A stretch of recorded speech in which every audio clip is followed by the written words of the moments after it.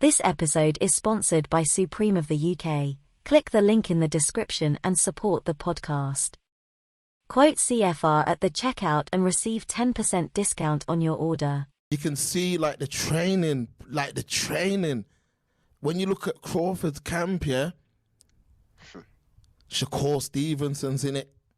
My man, he's right next. He's next up. He's already done his thing, but he's the next man. Trust me, he beats them all. He beats all them mans in the lower classes. He beats Tank. He beats Haney. Bro, Yeah, man. Bro, Yeah, man. Shakur Stevenson's serious.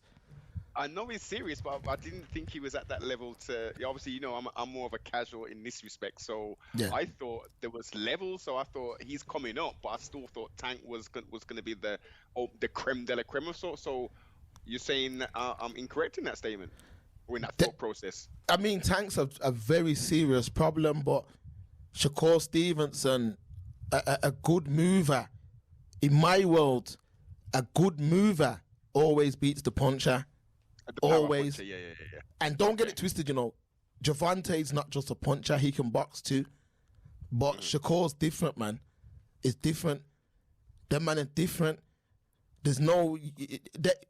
Tank wouldn't even take that fight. Tank wouldn't take that fight. Haney, my man was begging for the Haney fight the other day. Literally begging, saying, yo, let's do it. Calling out Lomachenko. Yeah, man, he's a serious guy, man. But he's in the who needs him club. He's in that club. Yeah, because if you jump in with him, he's not a seller. He's not a seller. And then you lose to him, it's like, yo, you've lost to someone who's, you see what I mean? No. This is why the boxing is how it is now, because of this stupid idea. Well, make him a seller, man. Promote him properly so people know who he is. If he's the next one up, he should be the next one up, and he should be able to call, yo, I want to fight my man next. Yeah, it makes sense though, because look at his record. Look at his works.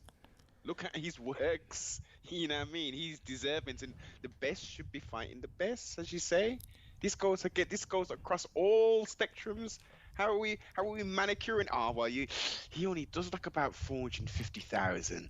We want someone who's doing at least 650 plus if we want to fight them. Yeah, well, how did they get to that point then, Mark? How does someone who's only selling 250,000 pay-per-views, for instance, how do they get to a 650? How do they do that? Okay, this is a very good point that you've just made. Now, it's difficult, Noble, because the promoter can only do so much. So, as a promoter, your job is for the fans to see, for the casual eyes and the hardcore eyes, to see your fighter. So, what's your job? You need to be moving him the right way, making him look good, getting him on the right undercards, getting him on the right YouTube channels, getting him on the right interviews, marketing in, social media. You need to do all of it. It's not just one part of the job. Now, a promoter can do that for you, but the people still need to gravitate towards you. You see what I'm saying? And that's what I'm saying with the Mayweather thing. It's people love, it's like the hip-hop effect on it. People love that flossy, that ignorant mindset. That will always sell. So people will always gravitate towards that. But someone like Shakur on socials is very boring. I'm not saying he has to. I'm not saying that he needs to do nothing out of character, but I'm talking from a casual's perspective. Elaborate on that, Sabine. They gotta hate you or they gotta love you. No, I get that. But you said on his socials he's boring. So do you mean like the type of content he's posting is boring? Like, what's this kind of stuff? It's boring. Engaging Let's keep it 1,000. It's boring, Noble. It's boring. You know what the boxers need to do? They need to take a page out of the MMA fighters book. You see someone like Izzy, his socials, that's what mans need to look at.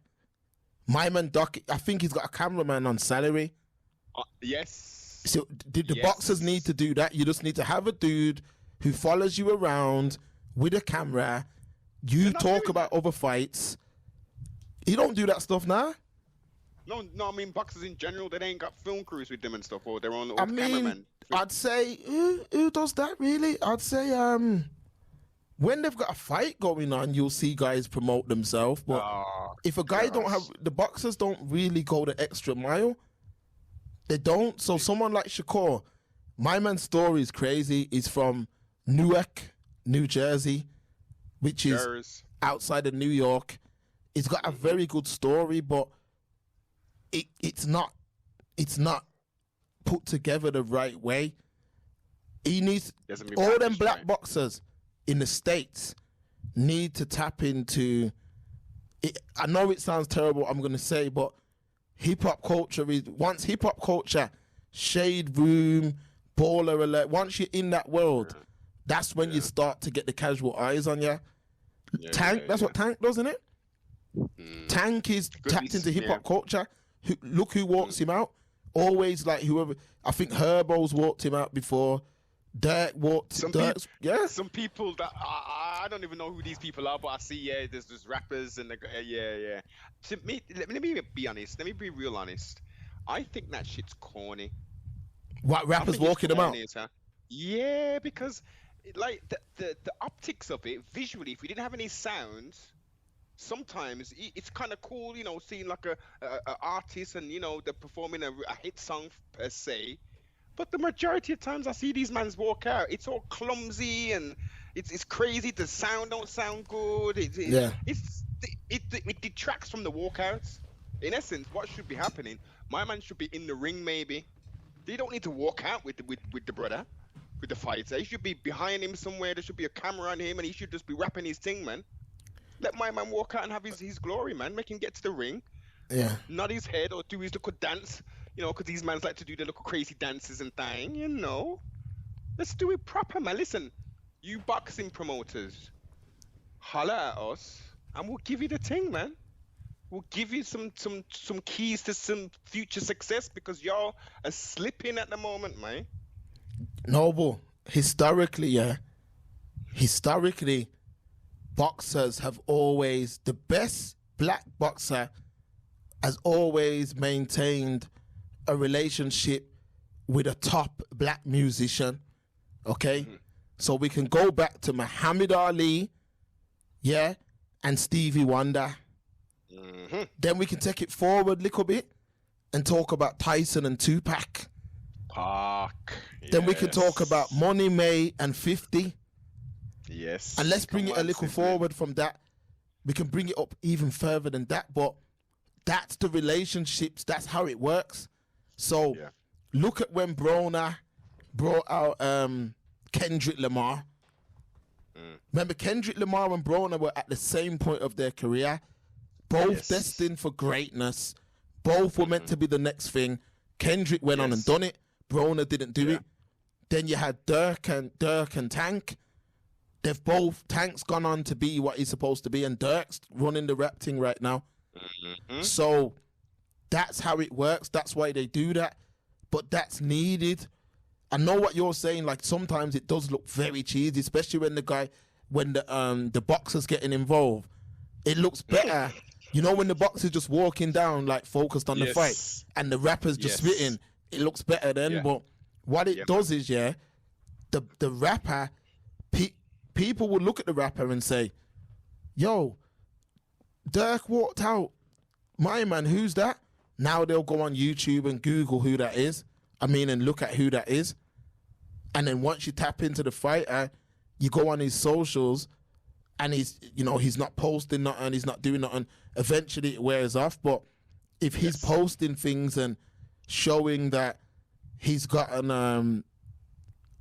his personality outside of the ring, that gets people invested in them. That's the whole point, sibling, and this is why I don't just talk the thing. I try and talk to the athletes to give, as you say, these casuals. Oh, I just thought my man was this. Oh, I thought this girl was just doing this. No. They actually, they're normal, man. They do other things and they've got interest in this and blah blah blah. To give them that other side, that duality of, yeah, this guy's a proficient fighter, that yeah, you know, so and so walked him out. But outside of that, what are you doing? Who are you as a person? That's what people are going to be drawn to. Most definitely, people. You do need there's a certain look. There's a certain look. I listen to the 50 Cent audio book because obviously I'm an audio narrator now. So I listened to the 50 Cent audio book, and he was talking about before he got a deal, and when he used to pull up to interview to meetings about getting signed.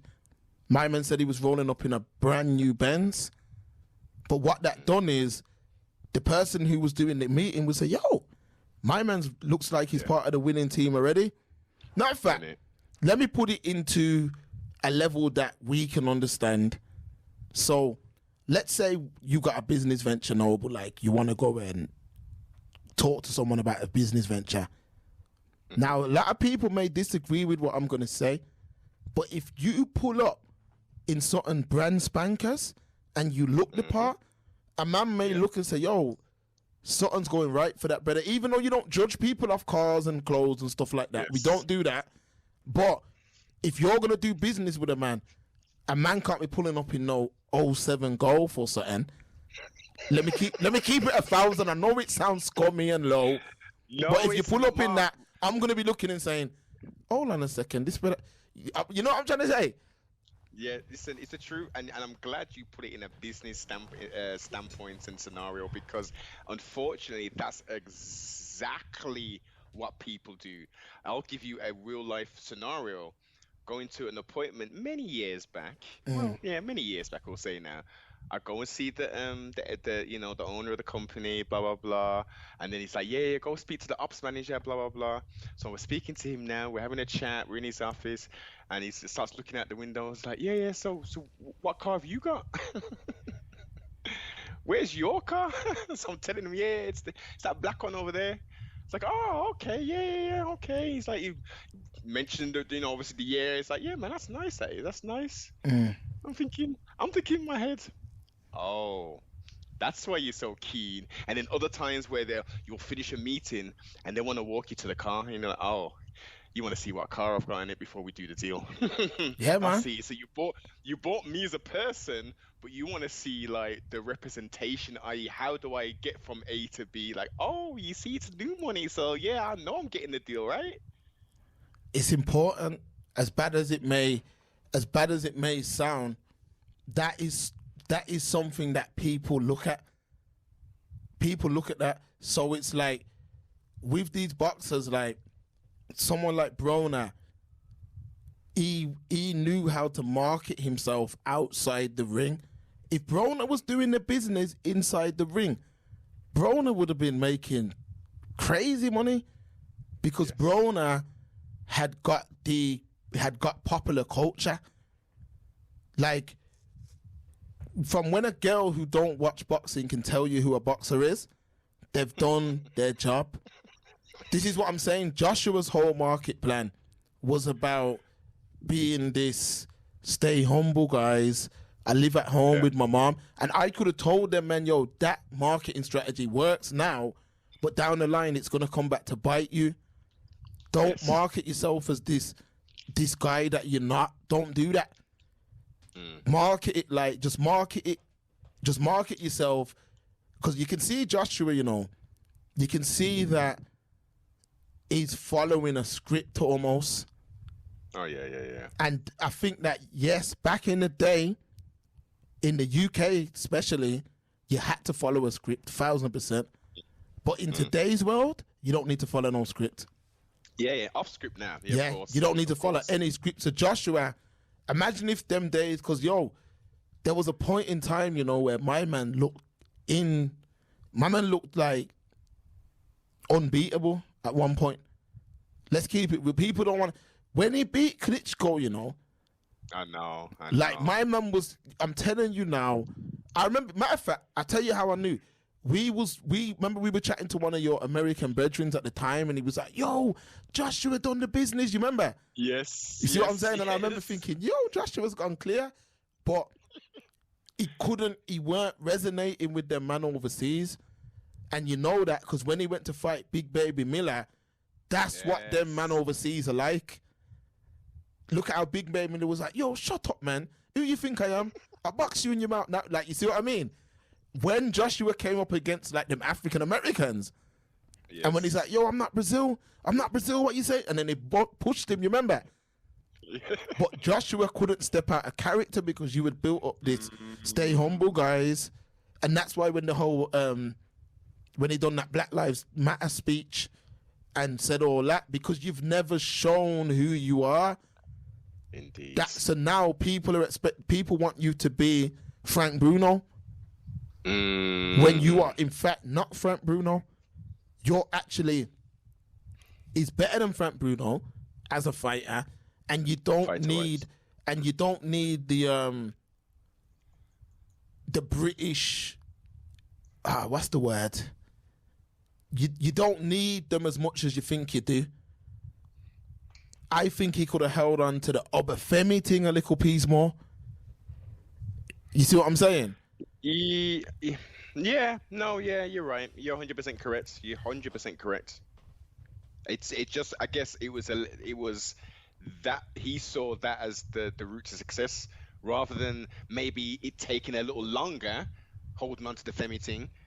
He was like, nah, we want it quick, man. I've been, this is the only way. He didn't see that option. He didn't see that as a viable option. I think it was the suits around him, I think. Oh, but yeah, Mark, of course, you're gonna have people guiding you, but ultimately, whose decision is it to say, "Yo, this is what we're gonna do with my career"? Facts. It should have, because now all that stuff's come back to bite him.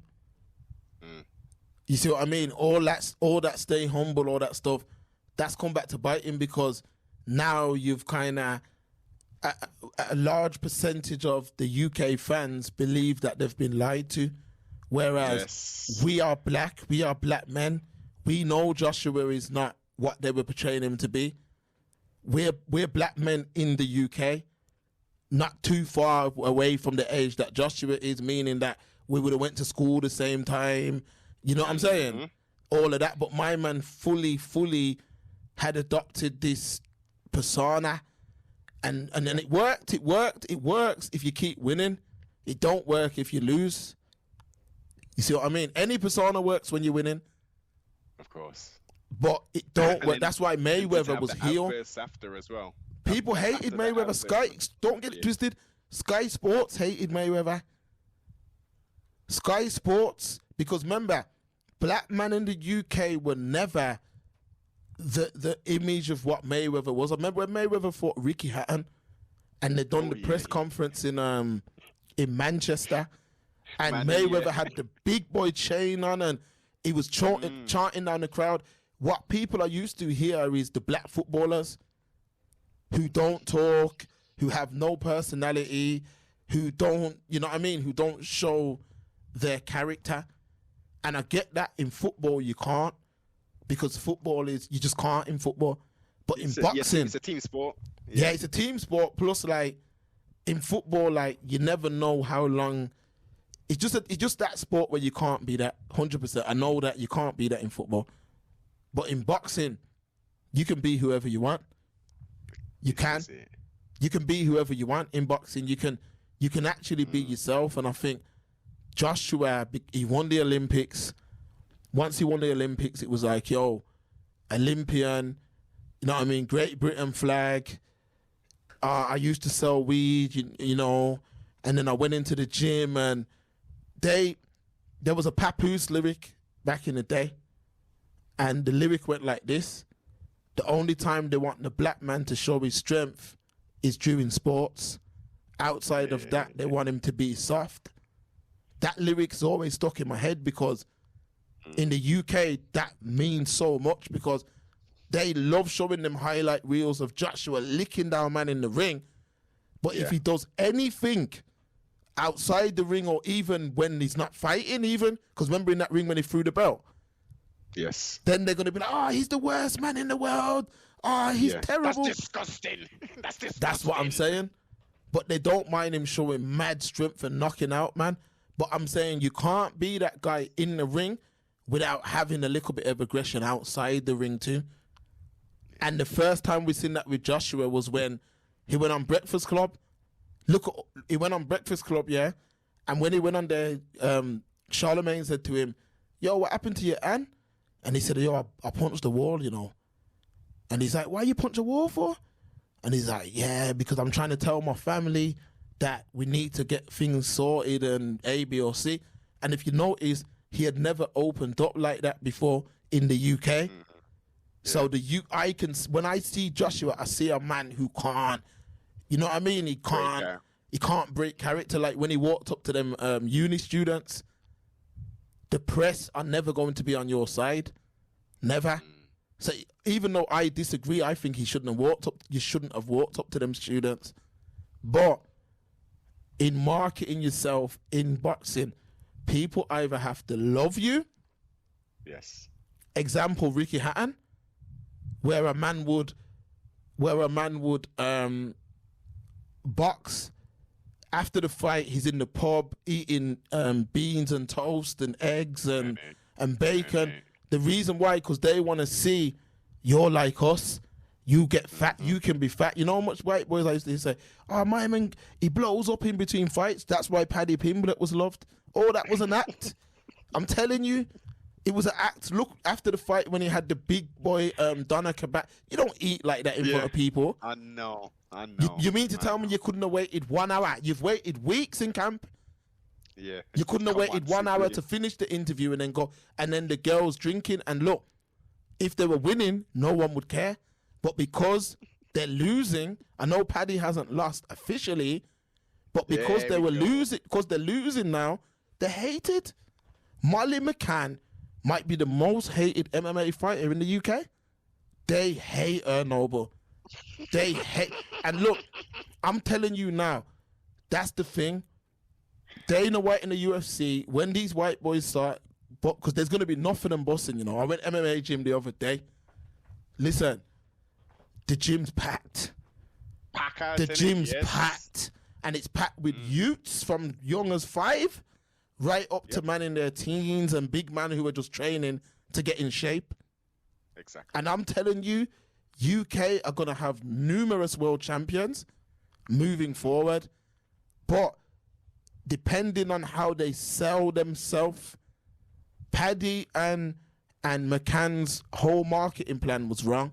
They went at politics. Never do that. Never do that in sport. They went at politics. F the Tories and all that. Now people don't care. People don't care about that if you're winning. But you see when you're getting submitted in the first round. First damn round, sibling. Trust me. Look at to me. the disrespect. Look at the disrespect. Co-main events. How was that the co-main event? That London card was flat as hell. The average prices for tickets were stupid, sibling. £200 plus to sit up in the nosebleeds. It was a poor event. There were some good fights on there, but going back to, as you say, how that persona and bringing in the politics into it, the football hooliganism kind of stuff, I hate it. I hate that kind of stuff, man. If you're at a football match, then yeah, fair enough. You're gonna do those little chants and all that. We're at MMA thing, man. Why are we bringing this football culture kind of thing into it now? People disagree. Well, I know there's gonna be a lot of people who are gonna disagree and think, yeah, you know, that's what it. Nah, man, allow all that business.